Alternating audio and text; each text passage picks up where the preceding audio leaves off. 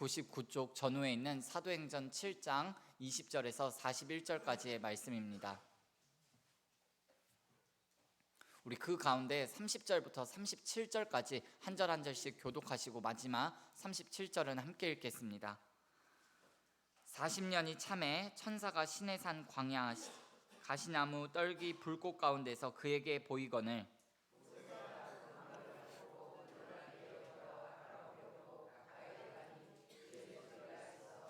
나는 내 조상의 하나님 즉 아브라함과 이삭과 야곱의 하나님이라 하신데 모세가 무서워 감히 바라보지 못하더라.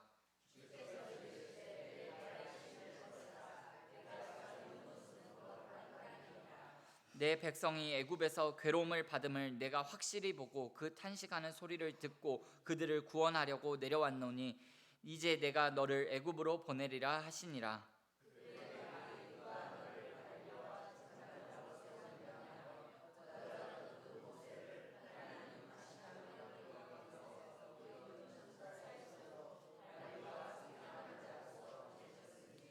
이 사람이 백성을 인도하여 나오게 하고 애굽과 홍해와 광야에서 40년간 기사와 표적을 행하였느니라. 이스라엘 자손에 대하여 하나님이 너희 형제 가운데서 나와 같은 선지자를 세우리라 하던 자가 곧 이 모세라. 아멘. 이 새벽자단에 드려진 예물이 있습니다. 우리 정종숙 원사님 1,000번째 예물 드렸습니다. 정종숙 원사님 범사에 감사드려요. 감사헌금 예물 드렸습니다. 판영님 원사님 주님의 은혜 감사드립니다. 감사헌금 예물 드렸습니다. 이동호 집사님, 판영님 원사님 비전헌금 예물 드렸습니다. 이 시간 토부 합창단의 특별 찬양이 있겠습니다.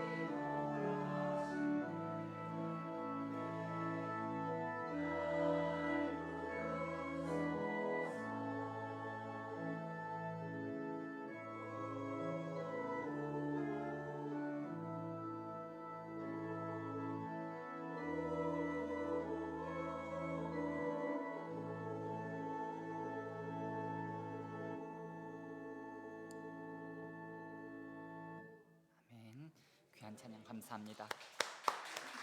잠시 기도하겠습니다. 신실하신 아버지 하나님, 은혜와 사랑을 감사합니다. 우중 가운데에서 우리의 단잠을 깨워주시고 5월 월상 예배로 우리를 불러 모아주신 하나님 감사를 드립니다. 하나님, 5월 한 달 동안도 하나님 정말 주 안에서 정말 세상이 알 수 없는 기쁨과 평안함이 우리 가운데 가득 차고 넘칠 수 있도록 주님 인도하여 주시옵소서. 세상이 알 수 없는 그 기쁨 맛보아 아는 자로서 그 기쁨을 나누고 베풀며 살아가는 넉넉한 정말 이번 한 달이 되어질 수 있도록 주님 인도하여 주시옵소서.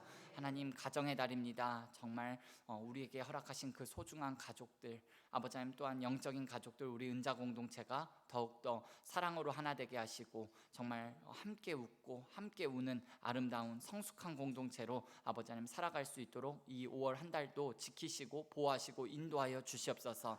아버지 하나님, 우리 토부 권사 합창단의 귀한 찬양을 주님 받아주신 줄 믿습니다. 우리 권사님들의 귀한 찬양과 헌신을 통하여서 성령의 열매가 맺혀지게 도와주시고 증가하고 배가하고 형통한 복을 받아 누리는 우리 권사 합창단의 삶이 되어질 수 있도록 복의 복을 더하여 주시옵소서. 이 시간 주 앞에 예물 드렸습니다. 감사하는 가정 가운데 감사의 제목이 날로 날로 더하여지게 도와주시고 1,000번째 드리며 아버지 하나님 간구하는 마음의 소원과 기도의 제목을 주님께서 확실히 보시고 들으시는 주님을 아버지 하나님 이 1,000번째를 드리며 기도하는 가운데 느끼고 경험할 수 있게 도와주시고 또한 비전 헌금을 통하여서 다음 세대를 세우고 살리는 아버지 하나님 또한 교회를 놓고 건축을 우리가 바라며 소망하며 기도하고 있사오니 아버지 하나님 속히 응답을 허락하여 주시고 하나님의 때에 하나님의 방법으로 하나님께서 아름답게 이루어 가시는 것 우리 모두가 경험할 수 있도록 아버지 하나님 인도하여 주시옵소서.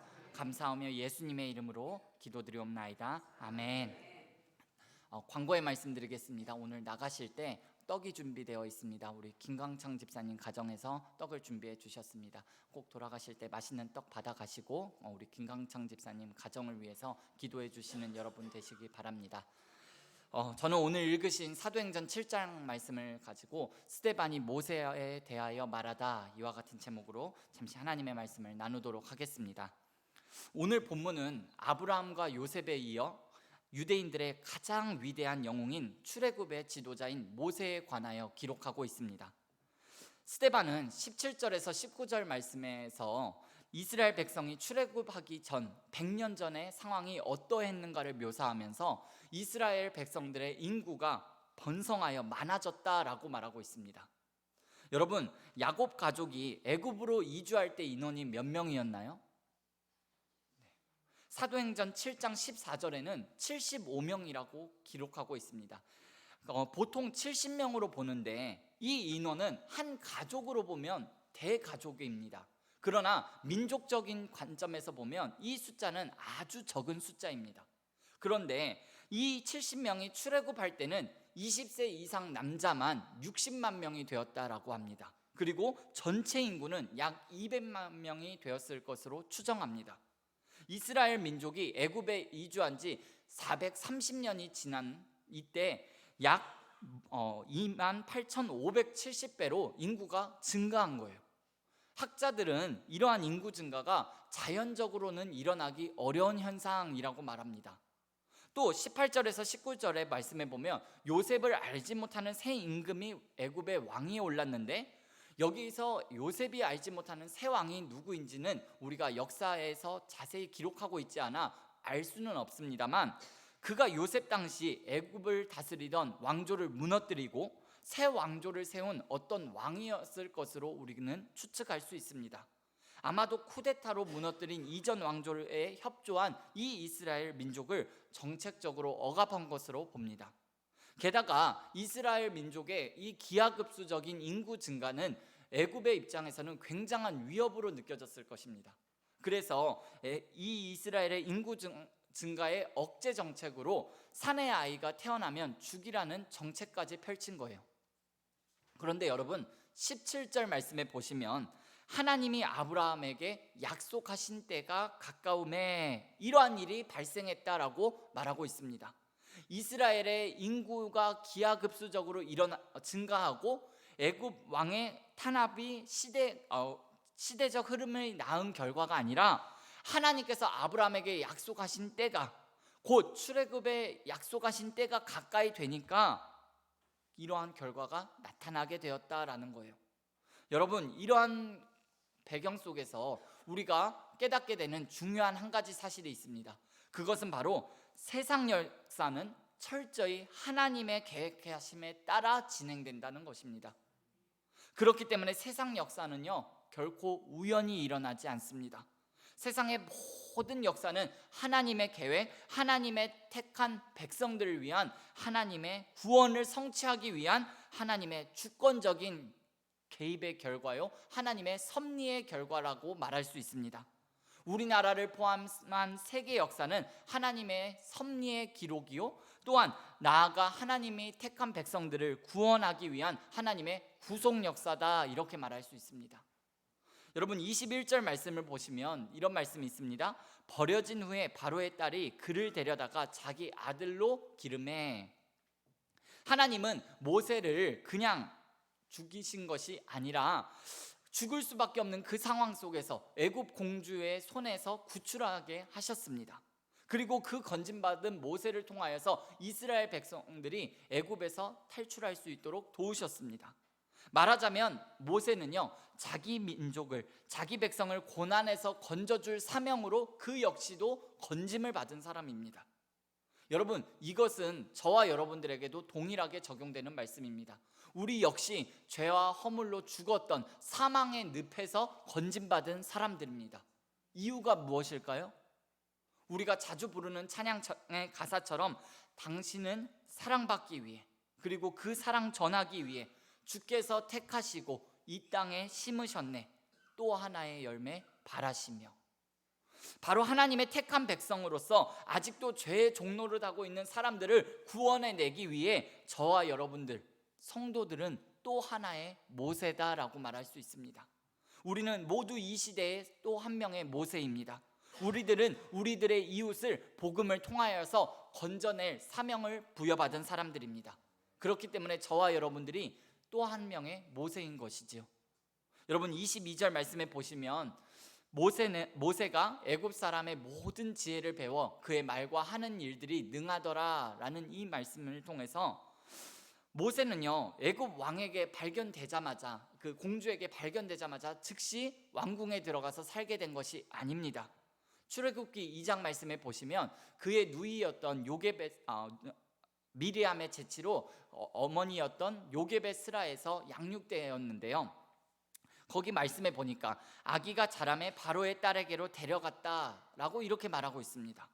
아기가 젖을 때는, 완전히 뗄 때까지는 약 3년 정도 시간이 필요한데, 그러니까 모세는 3년 동안 이 친어머니 밑에서 양육되었다라는 것이죠. 그리고 이 3년은 모세가 친어머니로부터 여호와 신앙과 히브리 민족 정신을 배우는, 교육받는 시간이었을 것입니다. 젖을 떼자 모세는 이제 왕궁으로 들어가서 유아기 때부터 다른 왕실 귀족들과 함께 애굽의 학문들을 배우기 시작했습니다. 여러분, 이 당시 애굽에는 의학, 수학, 과학, 천문학이 매우 뛰어나서 세계적인 지혜자들이 곳곳에 있었는데요, 그리고 이 애굽인들에게 특별히 발달한 것이 바로 인쇄술이었습니다. 고도의 발달한 학문들을 잘 보존하기 위해서 애굽의 갈대를 꺾어서 파피루스라는 종이를 만들어가지고 그들이 고도의 학문이었던 그들의 학문들을 잘 기록해 두었습니다. 이 파피루스의 글을 기록하는 기술이 이 애굽에서 처음 시작한 기술입니다. 이때 배운 학문과 기술은 훗날 모세가 이스라엘 백성들 몇백만 명을 인도하고 또 성경을 기록하는 일에 기반이 되었을 것입니다. 모세는 당대의 최고의 학문을 익히고 또한 애굽의 뛰어난 지혜자들을 개인 교수로 삼으면서 재앙하게 교육을 받으면서 이렇게 성장해 나갔습니다. 모세는 이렇게 다양한 삶의 배경과 학문들을 접하면서 하나님께서 쓰실 합당한 그릇으로 준비되어져 나갔습니다. 만일 모세가 신앙은 알고 학문은 몰랐더라면 훗날 이스라엘 백성들과 함께 고난받는 일을 택하는 일을 하지 않았을 것입니다. 못했을 거예요. 반면 신앙은 알고 신앙은 있고 학문과 지식이 없다면 이스라엘 백성들 몇백만 명을 출애굽시키고 광야에서 인도하는 영웅으로 지도자의 삶을 살기는 어려웠을 거예요. 또한 성경을 기록하고 율법을 기록하는 일조차도 매우 어려웠지 않았을까라는 생각을 해보았습니다. 그렇기 때문에 저와 여러분들 그리스도인들 역시 성경에도 능통해야 하지만 세상의 학문도 열심히 배워야 합니다. 성경은 하나님과 그 나라에 대한 지혜를 우리에게 주고 세상 학문은 이 세상에 대한 지식을 우리에게 줍니다. 이 두 가지 지혜와 지식을 겸한 저와 여러분들이 다 되시기를 예수님의 이름으로 축원을 드립니다. 그러한 성도가 하나님의 큰 일도 할 수가 있습니다. 먼 훗날 히브리서 기자는 11장 24절에서 27절에 대해서 모세에 대해서 이렇게 말하고 있습니다. 우리 함께 읽어볼까요? 시작.